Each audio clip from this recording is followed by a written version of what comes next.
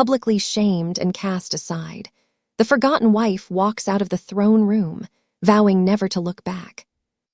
She doesn't know that in the shadows, the ruthless Alpha King has just recognized her as his fated queen. Her walk of humiliation becomes the spark that will turn kingdoms, marriages, and destinies upside down.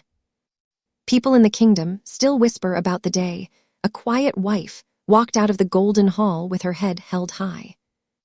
They say that was the moment the coldest Alpha King in history felt his own heart wake up, like a sleeping beast stirred by a single, defiant heartbeat.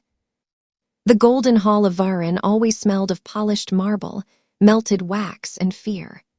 Light poured through tall windows, turning dust into falling gold, but the air was heavy, trapped between thick walls and thicker silence. On that day, nobles crowded the balconies in their finest silks, guards in red cloaks lined the steps, and every eye pointed toward the center of the hall where a young woman knelt alone on the cold floor. Her dress was crimson velvet, its golden embroideries catching the light like dying embers, but her shoulders trembled under the weight of hundreds of stares. Her name was Elara, though few bothered to use it. To most of them, she was only the discarded wife of Prince Ronan, a political ornament who had failed to shine. Beside her stood Ronan himself, tall and handsome in the way statues are handsome, beautiful but lifeless. His jaw was sharp, his smile sharper, and his fingers gripped the ceremonial staff so hard the gems pressed into his skin. Where Elara's eyes were soft brown, full of questions and quiet courage, his were flat, like coins tossed into a dark well. "The council demands a clean break," Ronan announced, his voice echoing against stone. "My marriage has brought no heir, no benefit, no honor. I seek annulment and release by royal decree." Whispers rose, curled around pillars, and crawled upward to the painted ceiling. Some faces glowed with excitement, others turned away, pretending not to enjoy the spectacle. It was easier to pretend she deserved this, easier to blame the woman who did not fight back. On the high throne, Alpha King Kael watched without moving a muscle. The stories said Kael had been born in battle and raised on the sound of clashing steel. They said his golden eyes could see lies as clearly as tracks in snow, that his voice alone could quiet a raging wolf.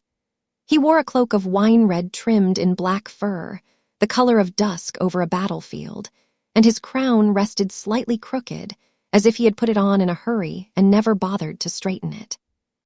To most of his court, he was all edges and shadows, a king who ruled with an iron command and an unreadable face. But from where he sat, Kael could see the small things others ignored. He noticed how Elara's hand, pressed to the floor, was shaking so lightly it almost seemed like the quiver of a leaf in wind. He saw the way she dug her nails into her own palm, probably to stop herself from crying in front of them. Her chin was lifted, just enough to be brave, not enough to be proud. This was not the posture of a schemer or a liar. This was a woman trying desperately not to break. Kael's fingers tightened around the carved arm of his throne. "No heir, no benefit, no honor." Ronan made it sound as if Elara were some failed investment, a broken sword to be thrown aside. The king's jaw clenched, though his face stayed calm. The hall expected his cold indifference. They had no idea how loudly his instincts were growling. In his chest, something old and familiar stirred, like claws raking gently against his ribs. Elara's voice, when she finally spoke, was surprisingly steady. "Your Majesty," she began, facing the throne but not quite daring to meet his eyes. "If I have failed the crown, I accept your judgment, but I beg that no shame falls on my family. They gave you their daughter in good faith." Her words were simple, yet the hall shifted uneasily. She did not plead for herself. She did not curse her husband or throw herself at the king's mercy. She asked only that the blame die with her. That kind of unselfishness was rare in this chamber of glittering ambition. Kael heard his chief advisor clearing his throat softly beside the throne. "Your Majesty, the council has already prepared the documents. An annulment will strengthen the alliance with the northern pacts.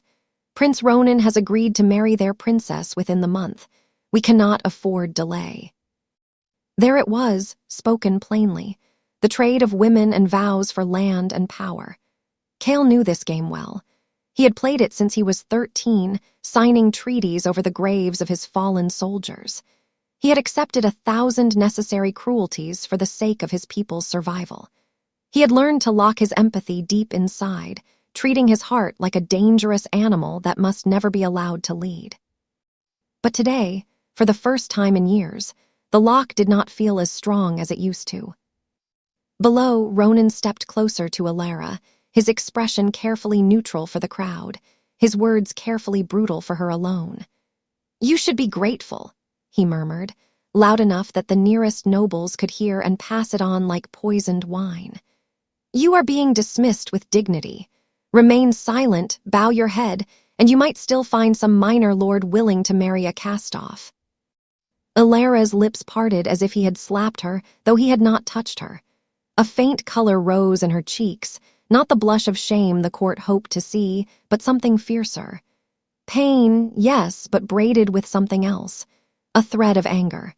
The first spark of self-respect refusing to be extinguished. Kael's golden eyes narrowed slightly. He remembered another girl, long ago, standing in a different hall, but under the same kind of cruel scrutiny. His younger sister, Ira, defending a mistake she had not made. The court had torn her down with rumors until she had slipped quietly out of the kingdom one night, leaving only a ring on her pillow and a brother who woke up too late to stop her. He had never forgiven himself for that. Now, watching Elara kneel in front of a crowd that wanted blood disguised as justice, the old guilt twisted inside him, sharp as a blade. "Elara of House Myrle," the herald proclaimed, unrolling a scroll with stiff ceremony. "By decision of the royal council and consent of His Majesty the Alpha King, your marriage to His Highness Prince Ronan is hereby dissolved. You are stripped of your title as princess consort.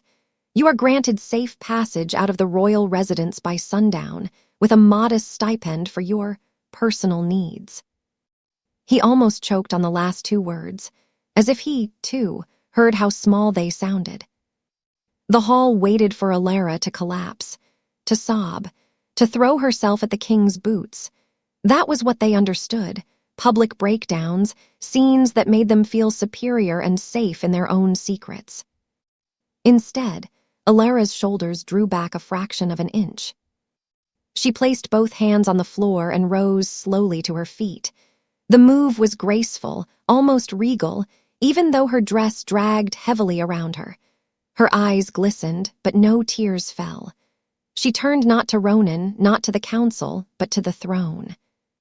"Your Majesty," she said quietly, "thank you for allowing me to speak." There was no accusation in her tone, only a tired kind of respect. "I will carry the name of this kingdom with dignity, even if it no longer carries mine." For a second, Kael forgot that the hall was watching him, waiting for some sign of approval or dismissal.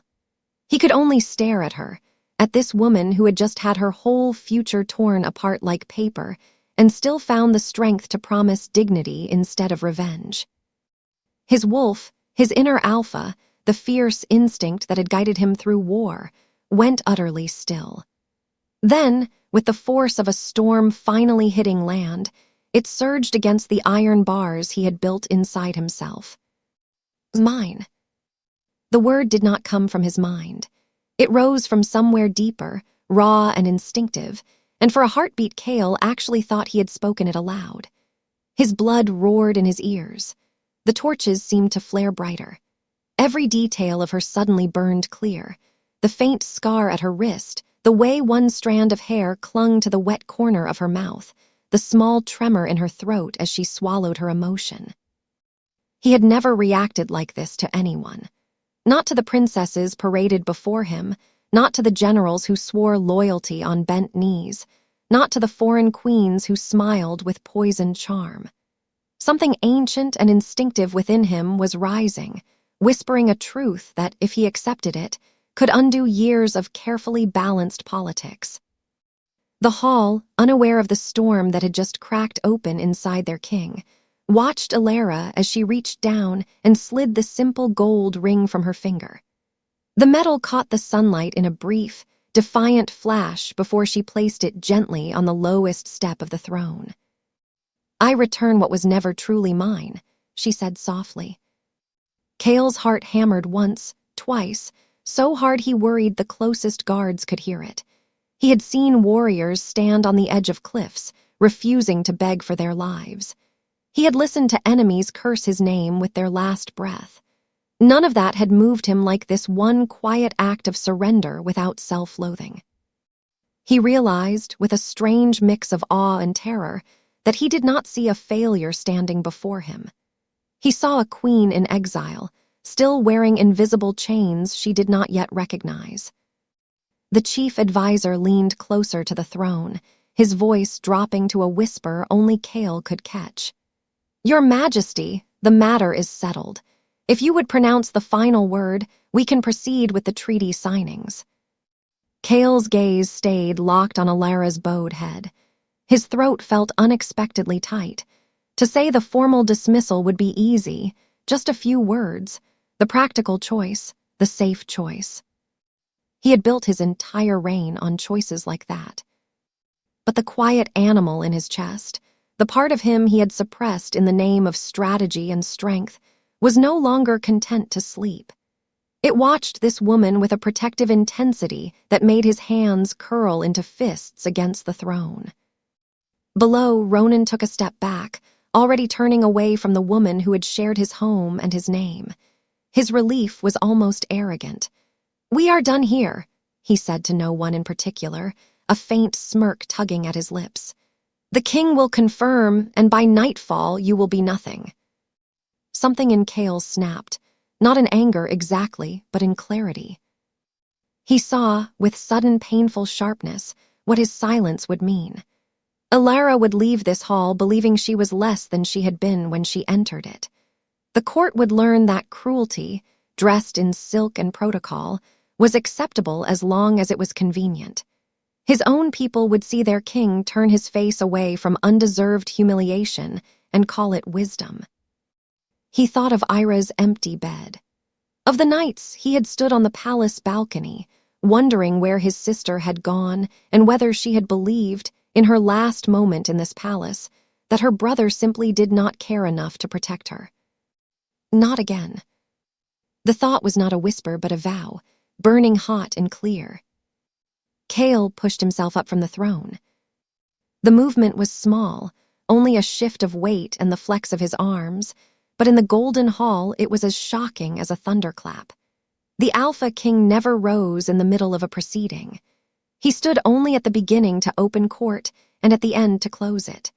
To move now, over something as seemingly minor as a dismissed wife, shattered every expectation in the room. Conversation died instantly. Even the candles seemed to stop flickering. Ronan froze, confusion flickering across his perfect features. Elara, who had just turned to walk away, stilled with one foot slightly in front of the other, her hem brushing the polished floor like red water. Kael descended one step from the throne, his cloak whispering against stone. "Wait," he said, his voice low but carrying to every corner of the hall. Elara's spine stiffened. Slowly, she turned her head, though she did not yet dare lift her gaze to his. Ronan stared at his brother, shock breaking his practiced calm. The council exchanged worried glances, sensing that the carefully arranged lines of their plans were about to be ruined by a single word from the man who was supposed to be predictable. For the first time since he had become king, Kael did not know exactly what he was going to say next. He only knew he could not let her leave this hall believing the lie they had written about her. He took another step down, golden eyes fixed on the woman the world had just rejected, and felt the weight of the kingdom shift with every breath. In the silence that followed, with the entire court holding its breath, the Alpha King opened his mouth to speak. And in that fragile heartbeat before his next words, Elara finally lifted her eyes, and their gazes collided like two storms meeting head-on. under the Alpha King's protection. For a moment, the world narrowed to two pairs of eyes across a sea of stunned faces. The great hall, with its carved pillars and painted ceiling, seemed to fall away. Kael saw the fear in Elara's gaze, but beneath it there was something he had not expected, a tired, stubborn refusal to disappear.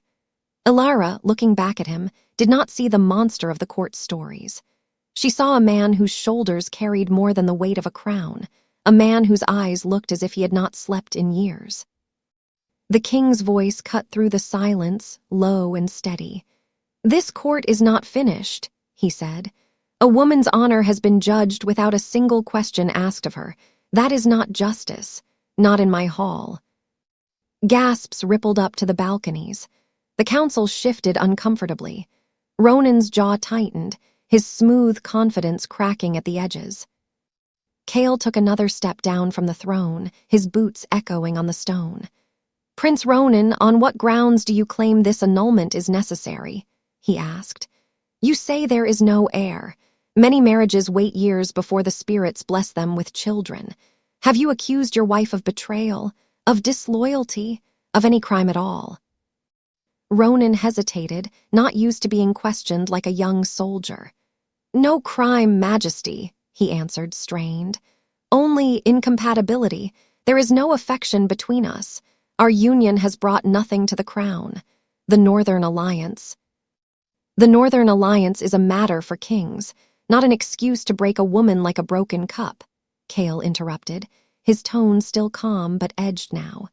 His golden eyes slid briefly to Elara. "She stood here and asked only that her family be spared shame. That is not the request of a schemer. That is the plea of someone who still cares more for others than for herself." The chief advisor stepped forward, hands clasped tight. "Your Majesty, if we delay, the northern pacts may see it as an insult. They are already restless. We risk trade, protection, perhaps even war." Kael did not look away from Elara.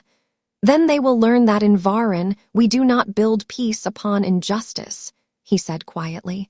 "The annulment is suspended." The hall exploded in whispers. Some voices rose in anger, others in excitement. Ronan stared as if he had been struck. Elara's fingers curled in on themselves, her nails pressing against her palms. She had expected humiliation, dismissal, maybe even exile. She had not expected anyone, least of all the feared Alpha King, to halt the future with a single sentence. Kael extended his hand toward her, not as a king demanding obedience, but as a man offering help. "Elara of House Myril," he said, "until this matter is properly examined, you will remain under my protection as a guest of the crown." Her breath caught. The offer was dangerous. She could feel the hatred building around her like smoke. To stand under his protection meant stepping even more directly into the center of the storm. But those golden eyes held something that made her chest ache, a kind of unwilling gentleness, as if kindness was a sword he did not often dare to draw. Slowly, she placed her hand in his. His grip was warm and steady, surprising for a man with such a fearsome reputation. For a heartbeat, the noise of the hall faded. She felt the calluses on his palm, the quiet strength of a warrior who still bore his own scars. He helped her step up onto the first stair, lifting her out of the place where she had been displayed like a broken thing. The gesture was simple, but it flipped the image in every watching mind. Elara no longer knelt beneath the judgment of the court. She stood beside the path to the throne. Ronan's voice cut through, sharp and bitter. "Majesty, this is madness. You protect a woman who failed her duty. She gave me no heir, no affection, no respect." "Enough." Kael did not raise his voice, but the single word carried the weight of a growl. The torches seemed to flicker lower. "You speak of affection while treating your wife as a contract you regret signing. Whatever faults this union holds, I see more dignity in her silence than in your complaints." Color rose in Ronan's face. The nobles watched, torn between fear of the king and loyalty to the prince who might one day succeed him. The air tasted of tension, thick and metallic on the tongue. Kael released Elara's hand gently, as if she were made of glass and iron at once. "Court is adjourned for today," he announced. "The treaty with the North will be discussed tomorrow at dawn. Until then, no one is to approach Lady Elara without my explicit permission." There was that word again, lady, given back to her like a cloak someone had tried to steal. Guards moved to escort her, and for an instant panic fluttered in her chest. She was walking deeper into the palace, not out of it, into the heart of the power that had just torn her life apart. Yet as she glanced back, she found Kael watching her with an intensity that felt almost like a promise. Outside the hall, whispers chased her along the corridor. "Did you see how he looked at her? The king has taken an interest. Poor thing, she'll be eaten alive in that den. Or she'll eat them if she plays it well." Elara kept her eyes on the mosaic floor, her thoughts a fierce tangle. She had wanted only to escape with a little dignity. Now the most dangerous man in the kingdom had placed his shield over her, and she had no idea why. That night, when the moon climbed silver over the towers, Elara lay awake in a chamber that smelled faintly of lavender and old memories. It had once belonged to the queen who had died when Kael was young. Portraits watched from the walls, and the bed was too soft for someone used to sleeping lightly, always half prepared to run. She had just closed her eyes when soft footsteps paused outside her door. The handle turned a fraction, very slowly, as if whoever stood there did not want the sound to carry. Her breath froze in her chest as the latch clicked, and the door began to open into the dark. Secrets in the dark.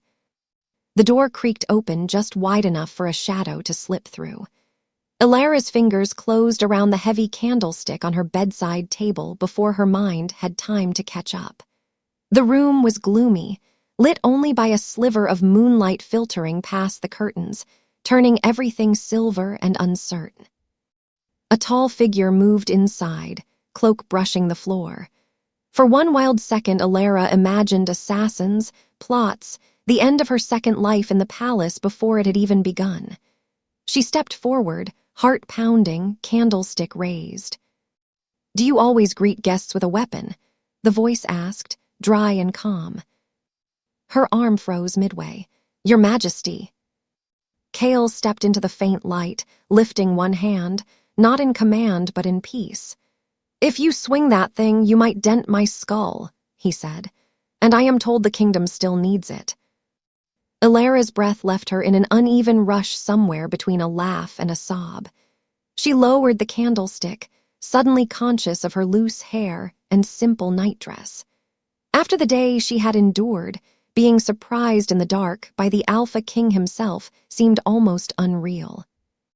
"I thought you were someone else," she said, voice tight. "Or something else." "A fair assumption in this castle," Kael answered. He glanced at the door. "My guards insisted on standing outside, but I ordered them down the hall. People talk when they see a king at a woman's chamber this late. They say enough without help." The way he said it, with weary honesty instead of flirtation, eased some of the heat in her cheeks. He was not here to toy with her. At least, that was what her instincts whispered. "Why are you here, Majesty?" she asked. "You already saved me from a very public ruin. You don't owe me anything more." He studied her for a moment, and in the quiet she could almost hear the thoughts moving behind his eyes. "I am here," he said slowly, "because I have made two great mistakes in my life. I let someone I cared for be destroyed by this court's whispers once before. I will not repeat that mistake with you." The mention of his past hung in the air like a distant bell. Elara had heard the stories of his sister's disappearance, but they were always told in a way that blamed her, not the court. This was the first time she realized the king might blame himself. She sat carefully on the edge of the bed, the candlestick now resting on her lap like an abandoned shield. "I don't understand why you stood for me today," she admitted. "You don't even know me." Kael leaned against the carved post near the window, the moonlight catching the sharp line of his cheekbones and the faint tiredness around his eyes. "I know enough," he replied. "I know you were willing to carry the shame alone to protect your family. I know you did not scream or beg when the court turned against you. I know you returned a ring with more grace than most men show when they receive a crown." A faint, disbelieving smile tugged at the corner of her mouth. "You make it sound brave. It didn't feel brave. It felt like drowning quietly so no one else would get pulled under."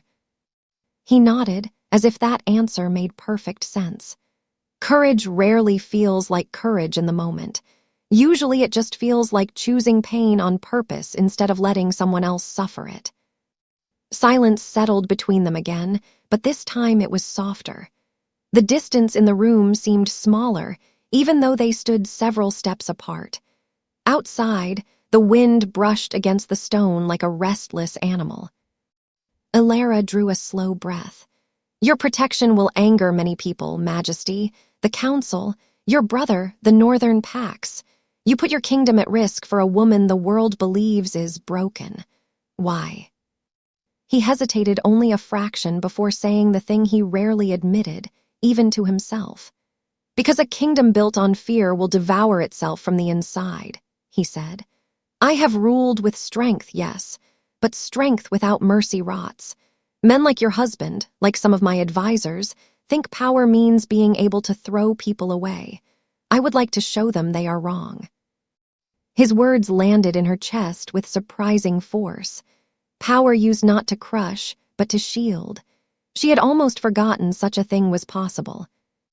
Before she could reply, a sharp knock rattled the door. A guard's voice came through, tight with urgency. "Your Majesty, forgiveness, but the Northern envoys are at the outer gate. They demand an audience now. They say the treaty is insulted by today's delay." Kael straightened, tension snapping back over his features like armor. "At this hour," he muttered, "they are either very bold or very afraid." The guard continued. "They claim their chieftain will consider this delay an act of disrespect. There is talk of withdrawing protection from our trade routes. Some speak of marching south if the prince's new marriage is not secured." Elara rose to her feet, a cold knot forming in her stomach. "They are angry because of me," she said softly, "because I did not quietly disappear." Kael turned to her, eyes burning gold in the dim room. "They are angry because they believe they can push a king into doing what is easy instead of what is right," he corrected. "That is not your fault." "But it may cost your people," she replied. "Your markets, your soldiers' lives, all because you chose to protect a woman everyone else has decided is worthless." His jaw tightened, but not in irritation. It was the look of a man measuring a burden and choosing to lift it anyway. "Worthless," he repeated. "If you were worthless, Elara, they would not be so desperate to crush you. People only trample what they secretly fear might stand." The words struck something deep, something that had been bent for so long it had forgotten how to be straight. For the first time since the morning, she felt a spark of something that was not shame or anxiety. It was faint, like the first ember in cold ashes, but it was there. "I must go to them," Kael said, already moving toward the door. "If they threaten my walls, I will answer, but I will not offer you as payment. Whatever happens next, remember that." He placed his hand on the door, then paused and looked back over his shoulder. In the half-light, his expression was unreadable and painfully human at the same time. "Lock your door behind me," he added quietly. "Not everyone in this castle believes in the kind of strength we spoke of tonight. Until I know who I can trust, be careful whom you open it for." She nodded, and as the heavy door closed behind him, the candlestick on her bed felt suddenly heavier, as if it now carried more than wax and metal. It carried a choice. The next morning, the palace woke to rumor. The Northern envoys had entered the council chamber with hard eyes and demanding voices. Servants whispered about raised tempers and maps spread across the table. No one knew what the Alpha King would decide. Elara did not hide in her room. Instead, she followed a quiet side passage she had learned during her first months in the palace, back when she was still Prince Ronan's new bride and curious about everything. It led to a narrow balcony above the council chamber, hidden behind a carved lattice. From there, she could hear without being seen. Inside, voices crashed like waves against stone. "We agreed to the union with your brother," a northern envoy was saying, his accent sharp as ice. "Our chieftain expects his future princess to be named. The dismissal of the first wife was your condition, not ours. Now you delay it. Do you play games with us, Alpha King?" Kael's reply was calm, but it carried a warning under the surface. "I do not play games with people's lives. The dismissal was handled in a way I will not stand behind.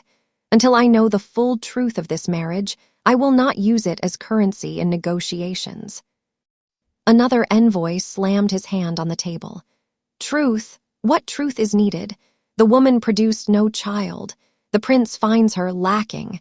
Replace her and we move forward."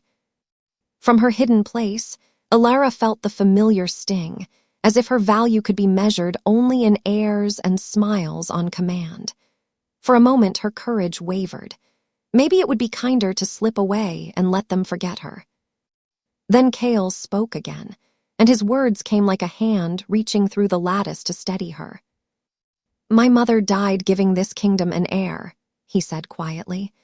"If you think I will measure a woman's worth only by the children she bears, you have misjudged me. There will be no agreement built on injustice. If that offends your chieftain, he may keep his alliance. Varen has stood alone before."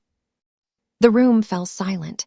Even the envoys seemed thrown off balance by his refusal.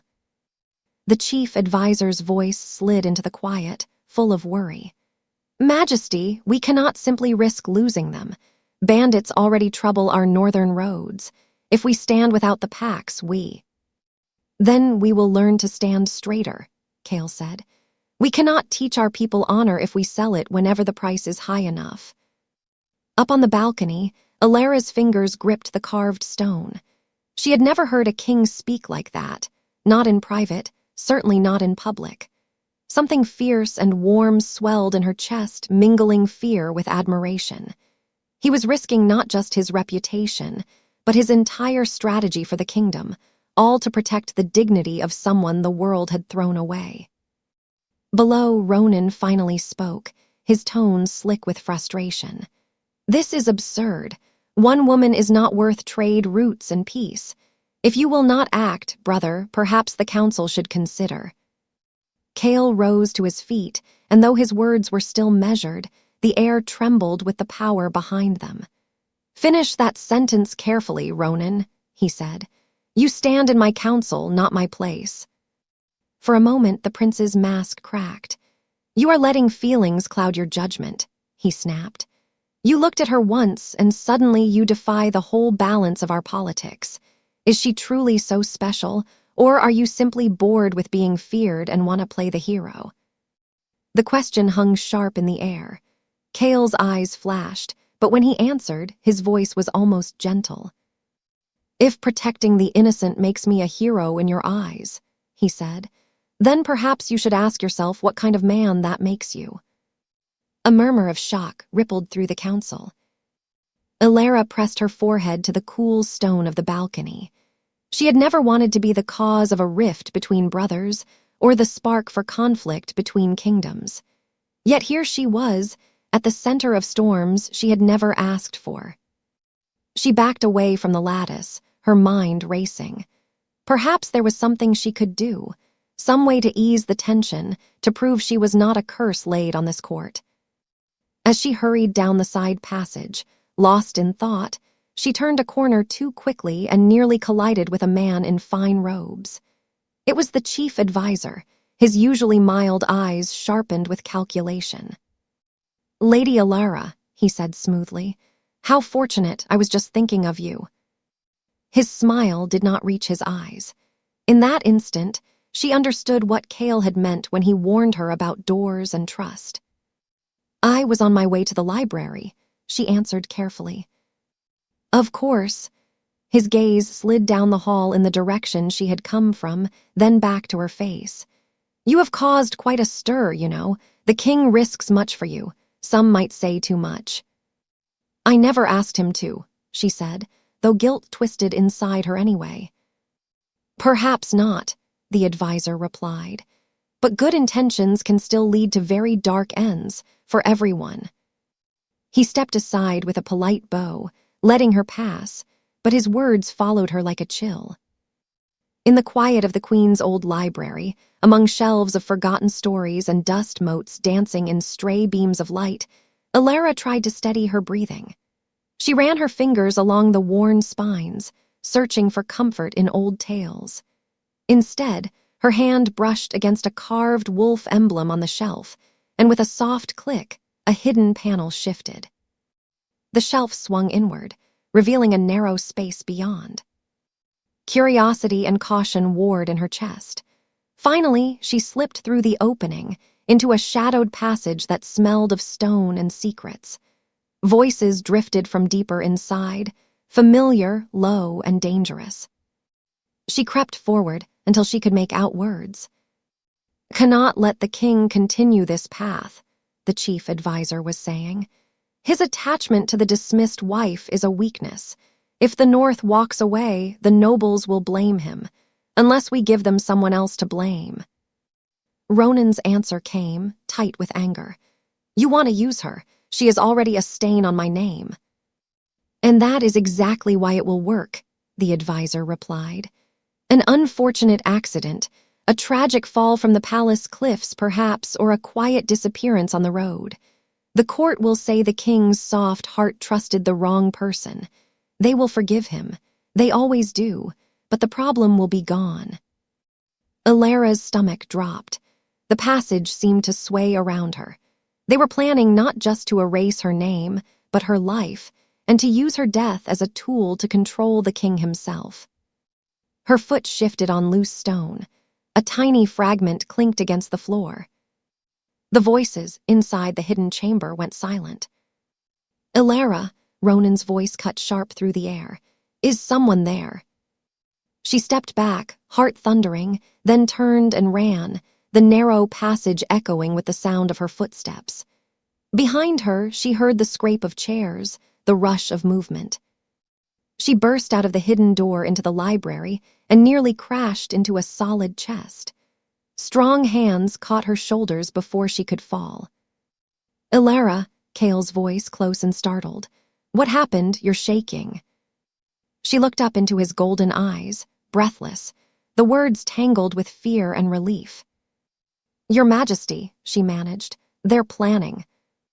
The sound of approaching footsteps thundered in the secret passage behind her, and the library door slammed open at the same time, filling the room with enemies and allies at once, freezing her confession on her lips.